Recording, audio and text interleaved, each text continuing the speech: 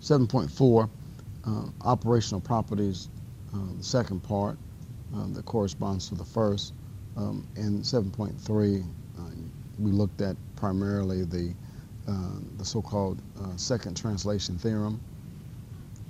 Here in 7.4, we want to talk about ideally a periodic function, a periodic integral, how to compute the Laplace transform of a periodic interval. And that is said to be convoluted because the Laplace transform is already an integral. So then we're talking about taking the integral of an integral, and that's not a double integral, by the way. It is said to be, in terms of a graph, you're computing if the areas cross, then you subtract the areas that is repeating, and so you look at just the parts that you want to calculate and not the overlap. It's said to be convoluted because some of the spaces do cross over. They have a pretty neat theorem here. It's called the Convolution Theorem, that says that it is possible to compute the Laplace transform of an integral by looking at here just the multiplication of the various integrands. So if it's the Laplace transform of an integral of two functions, the result is I just take the Laplace transform of the first function times the Laplace transform of the second. Computing those integrals using the Laplace transform takes a very long time. It's very tedious. The result of it is the same as taking the Laplace transform of the first function times the Laplace transform of the second. A whole lot easy. So we'll do the easy part. Okay. First, it's possible that in some of the differential equations, when you're trying to solve a differential equation by a Laplace transform, you may have something like this theorem says in 7.41, where you may have t to some power times some function. And the only way that we can break that down is to actually look at its derivative. So this is different from before, the transform of a derivative. You had that long string of terms you had to list out. This is not that. This is the opposite in notation, but not the opposite in how the mechanics has worked out. This is the derivative of transforms. So, and what that means is this. Anytime you see this, any t to whatever power times some function, now watch this. If you see the Laplace transform of e to the at times the function, that's the first translation theorem. But if you see the Laplace transform of t to the n times some function f of t, that's a derivative automatically for Laplace transforms. That's a derivative. So only way we can break it down is to say that this is -1 to the n times the nth derivative of the Laplace transform. Right? Now, the neat thing is that if you have anything like the second derivative or anything bigger than that, you have a chart in your book that gives you all the Laplace transforms, and it also gives you those particular derivatives. If you look at in the back part of your book, the last page, there's a table there, the table of Laplace transforms. And so numbers 22, 23, 26, 27 are derivatives. And if you, which is what we'll do today, we're going to compute these actual derivatives here, and you'll get a result, but then the table will actually give you the same thing. So a lot of times later on, when you're taking other courses, sometimes these Laplace transforms may take a while for you to compute. So they give you a table and just use that table and plug in the transform and keep on going. There will be times where you're working a difficult equation using Laplace transform, then you get to a little part in there where you have to use this derivative of the transform. Just use the table to get that part and just keep on moving. So there was a number one that somehow didn't get transferred over in this lecture. Let me put that on, and then we'll look at the rest of those problems there. That's the Laplace transform of t times e to the negative 10t.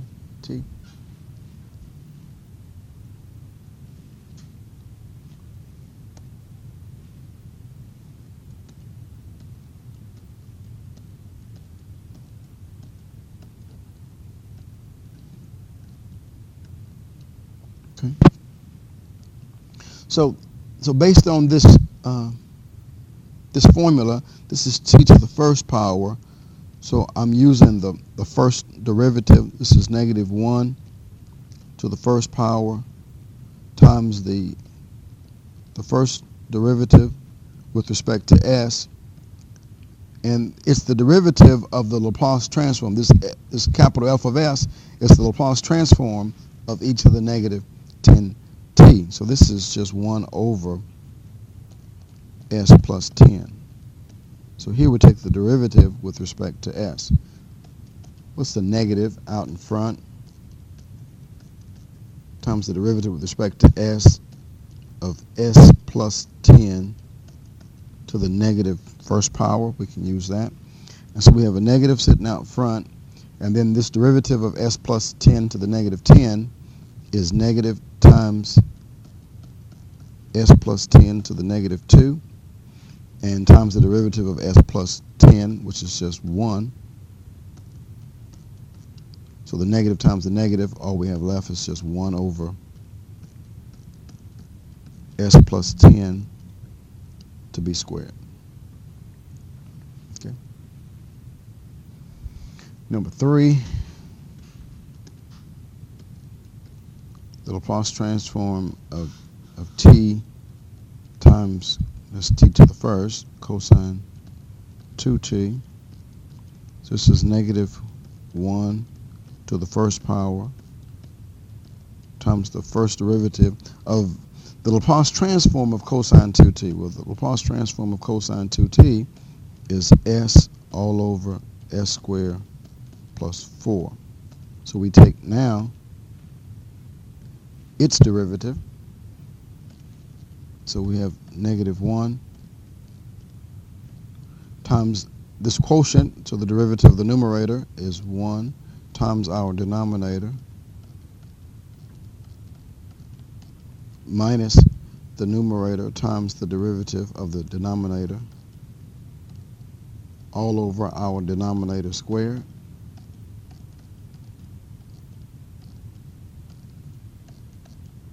Then we just simplify that. Negative 1. This is s squared minus 2s squared. So we have minus s squared. And then this is plus 4 all over s squared plus 4 to be squared. And you can write this as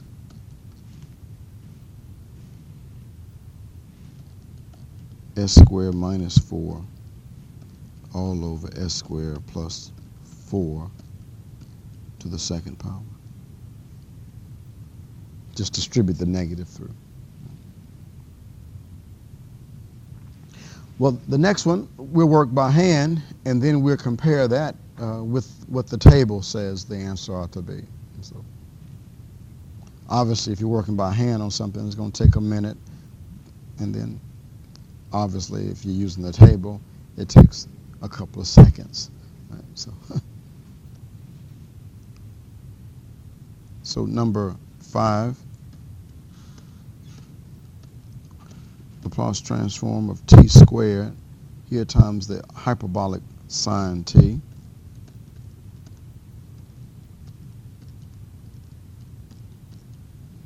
So this is negative 1 to the second times the second derivative with respect to s. And so the hyperbolic sine t is 1 all over s squared minus 1. So we take the second derivative of this. Negative 1 to the second is just positive 1.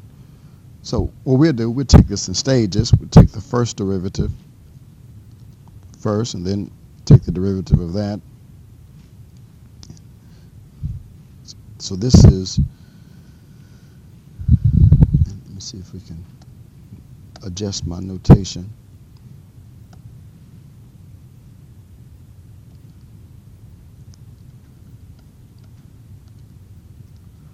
We'll see it like that. This is the derivative of the derivative, and I'm taking the derivative here of s squared minus 1 to the negative 1.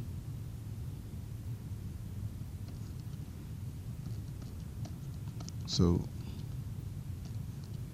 take the derivative of this s squared minus 1 to the negative 1. So this gives us a negative times s squared minus 1 to the negative 2 times 2s.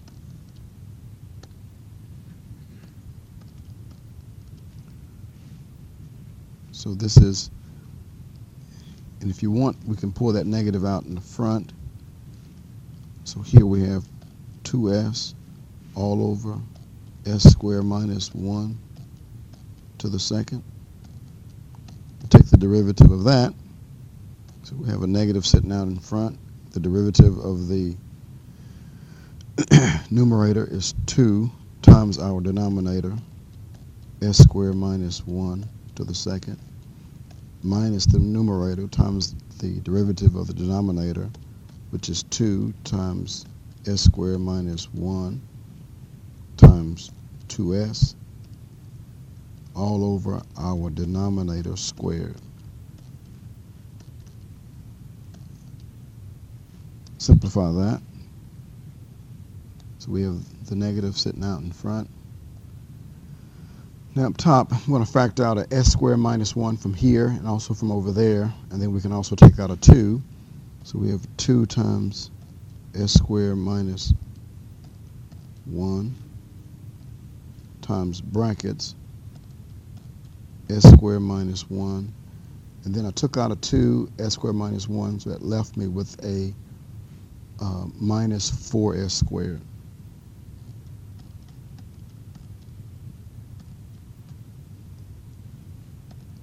All over s squared minus 1 to the fourth. Now s squared minus 1 here would cancel out with one of the s squared minus 1s downstairs. So we have, this is a negative, a 2 times negative 3s squared minus 1 all over s squared minus 1 to the third. We can run the negative through, distribute the 2 through there, and so we have 6s squared plus 2 all over s squared minus 1 to the third power. Now let's look at the table and see if we get the same thing.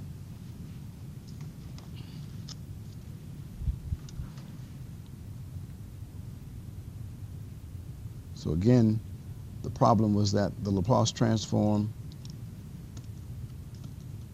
of t squared times the hyperbolic sine of t. It should be in the table in the back. So we look for t squared. They have another table as well.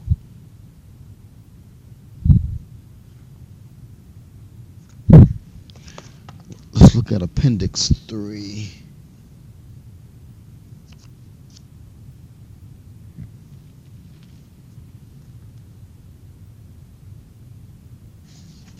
Appendix 3, let's see if they give it over in that one.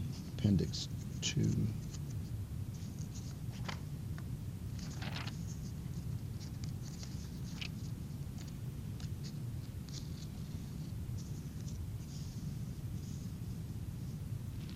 They give the first derivative for that hyperbolic sine. I thought they gave the second one as well.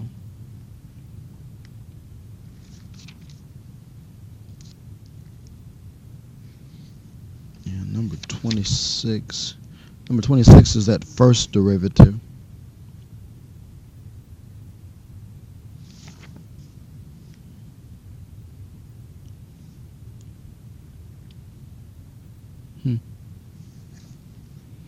Well, you have to do the work then for the second derivative. So.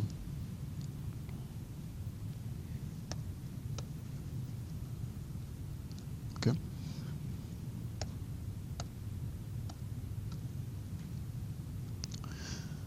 Now, in terms of the convolution, the second part of this section, and then we're done.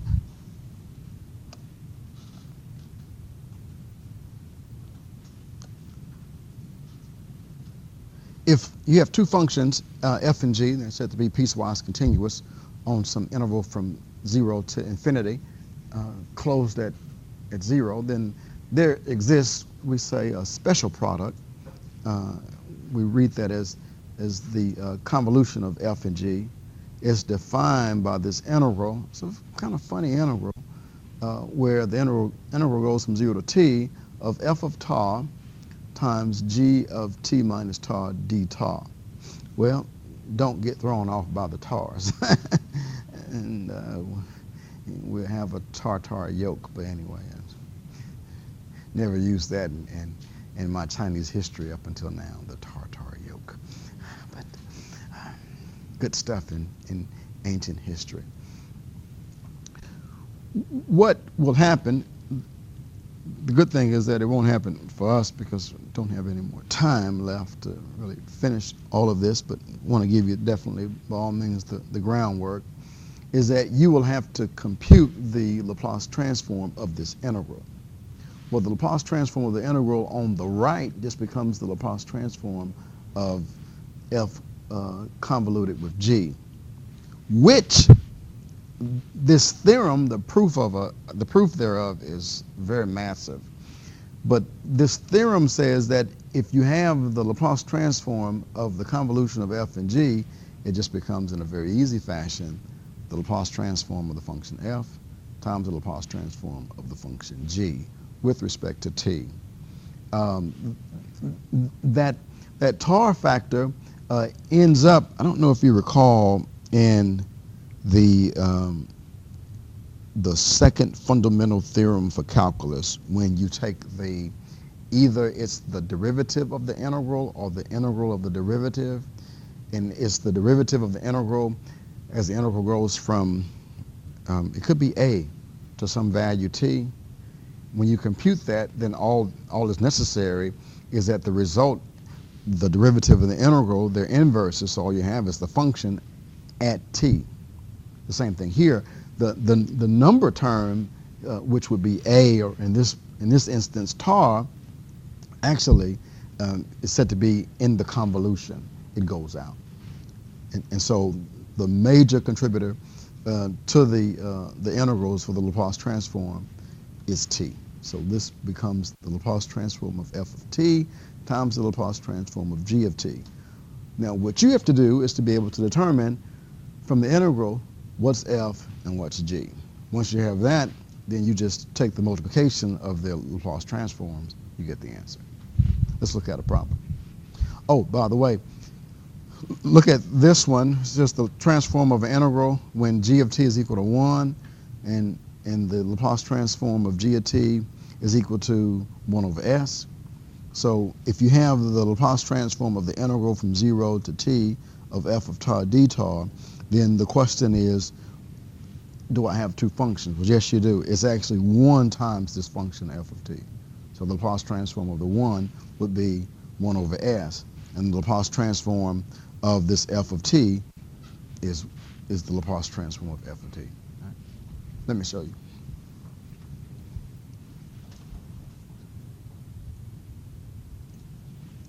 So this just becomes, here, if we have this special product, this is the convolution of 1 and t to the third. So this is, based on the theorem, this is the Laplace transform of 1 times just regular multiplication, the Laplace transform of t to the third. So So that's 1 over s times 6, that is 3 factorial, over s to the 4th. So this is 6 divided by s to the 5th. That's all.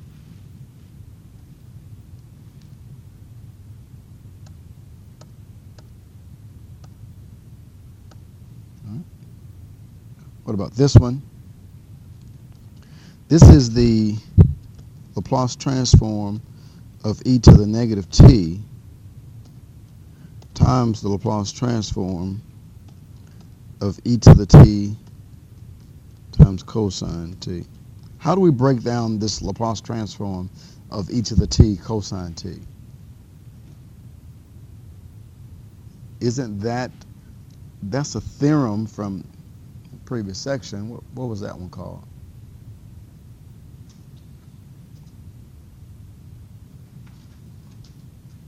The unit step involves what's called the second translation theorem.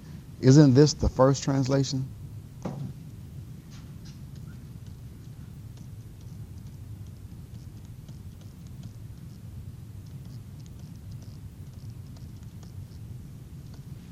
All right. So this first integral, or this first Laplace transform, which is by definition an integral, this guy is 1 over s plus 1 times, this is the Laplace transform of the cosine t with the translation as s goes from s to s minus 1. So this is s over s squared plus 1. Here is s goes from s to s minus 1. Not the first one, because this guy is a separate Laplace transform. So this is 1 over s plus 1 times, wherever I have s for the second Laplace transform, we write s minus 1. So this is s minus 1 all over s minus 1 to be squared plus 1. And you can just write that as s minus 1 all over s plus 1 times s minus 1 to be squared plus 1.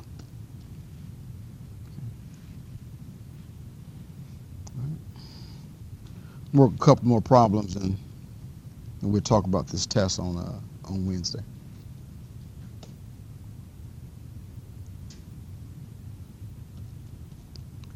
All right, this is by how this function is defined. This is the Laplace transform of 1 times the Laplace transform of e to the t. Okay. This is the evaluation of this integral of e tar d tar as here tar goes from 0 to t. So this is all you need here, the factor for t. So the Laplace transform of 1 is 1 over s, and the Laplace transform of e to the t is just 1 over s minus 1. You can leave it like that, or you can just write it as 1 over s times s minus 1.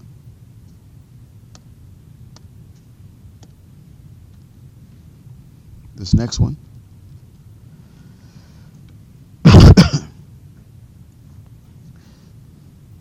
This is the Laplace transform of e to the negative t times the Laplace transform of cosine t. Well, the Laplace transform of e to the negative t is 1 over s plus 1, and the Laplace transform of that cosine t is s all over s squared plus 1. So just put them both together. So we have s all over s plus 1 times s squared plus 1. Okay.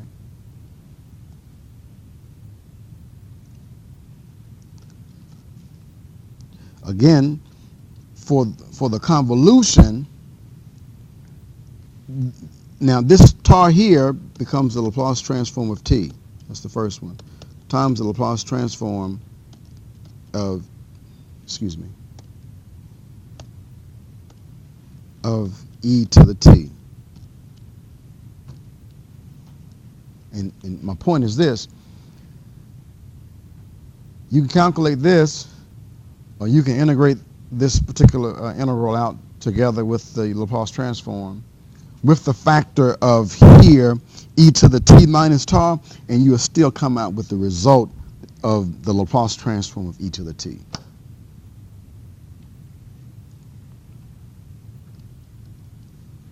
So this theorem for the convolution gives us the same result, but a whole lot easier. So this is 1 over s squared times 1 over s minus 1. Put it all together. This is 1 over s squared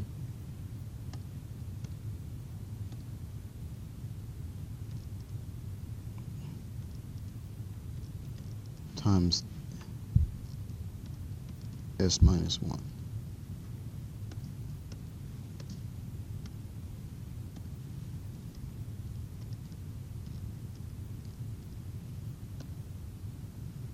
Okay. 29 is doable. That t out here denotes that you have to take the derivative first, and this is the Laplace transform of 1 times the Laplace transform of sine of t. Don't even worry about that one. Okay. Well, that's all that I have. There was something else in here in this section.